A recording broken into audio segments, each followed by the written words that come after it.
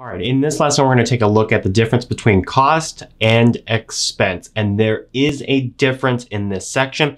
And so in order to make sure that we're all on the same page when it comes to cost versus expense and the calculations that we're going to be doing in the later parts of this lesson, it's important to actually define what costs are versus what expenses are. That way we don't have any miscommunication when it comes to the numbers that we're going to be using later on. So let's kind of dive deep here into cost versus expense. Now, in this section, we're using the terms cost and expense. They're similar in nature, and sometimes we use them interchangeably up until this point we have.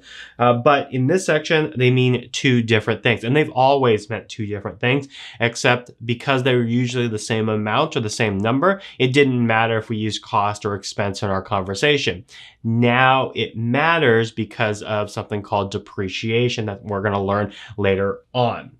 Now, what is cost from a definition standpoint? Well, cost represents the capital outlay for any long-lived asset. So what we're saying here is, what was the capital outlay to acquire your asset? Now, this is not an expense. This is just, what did you pay for your long-lived assets? And it does include things like cash and debt. So it's not necessarily cash that you paid, but it also includes debt that you might have taken out. So it could be monetary outlay, assuming that you paid all in cash, but it can also include debt. So for instance, if you bought a car for $25,000 and you put $3,000 down and you took out a note for the other $22,000, then technically speaking, your cash outlay or your cost outlay is $25,000. And that's what we're going to be talking about when we talk about cost. What was your outlay for that purchase of that long-lived asset? So when you think of that, that is the cost. Now, this is different from the expense. This represents the amount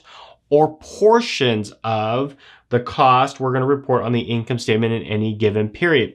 Now, notice what we're saying here is that not all of the cost is going to be written off as an expense in a given period, and we may need to write off some portion of the cost as an expense this year and hold the rest for a following period or a following year. So now you're kind of starting to get the picture that all of the costs that we incur to acquire the long-lived asset is not necessarily an expense at the point in which we acquired it or first acquired that long-lived asset. Now, remember that this expense would decrease net income of a company, but cost doesn't necessarily decrease the net income unless we expense it. So when we buy a new vehicle for $25,000, that initially doesn't reduce our net income unless we move it into expense. So we could purchase a long-lived asset and not impact our net income, or at least that's what you know right now before we start talking about cost allocation later on. Okay, so that's the difference between cost and expense. Now, when we acquire a long-lived asset, we do not normally expense the entire cost of the asset in the year we first acquired it. Now, this is for long-lived assets. This is not for short-term assets like supplies. Supplies, we would normally write that off in the year that we acquired it. But for long-lived assets, we normally do not do that, and we'll have to allocate the cost over its useful life. So instead, we're going to allocate that cost over the useful life of the asset rather than when we first acquired it. Now, what does GAAP say? Well, GAAP requires us to spread the cost of a long-lived asset over its useful life, which is what we're going to be showing you in this section. The amount we spread over the useful life is the expense for the period. So here's an example, and this is a simplistic example. You don't really need to know the calculations per se, but we are going to use this calculations later on. But this is kind of an example of what we mean by allocating the cost. So in this case, assume that we purchased a car for $10,000 and we expect that car to be useful for the next 5 years. Okay, so it has a 5-year useful life.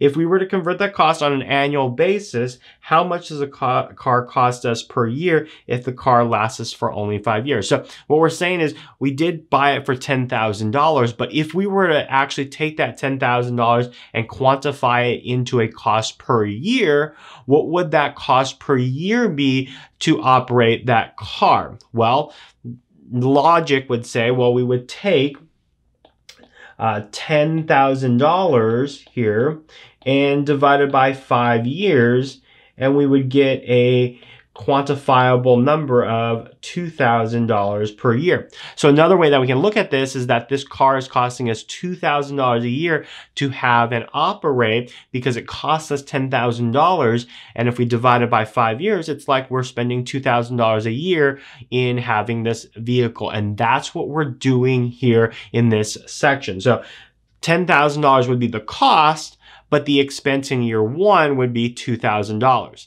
Then the expense in year 2 would be another $2,000. The expense in year 3 would be another $2,000, 4, $2,000, 5, $2,000. And after 5 years, we have expensed $10,000, but we allocated that cost over its useful life rather than expensing $10,000 in year 1.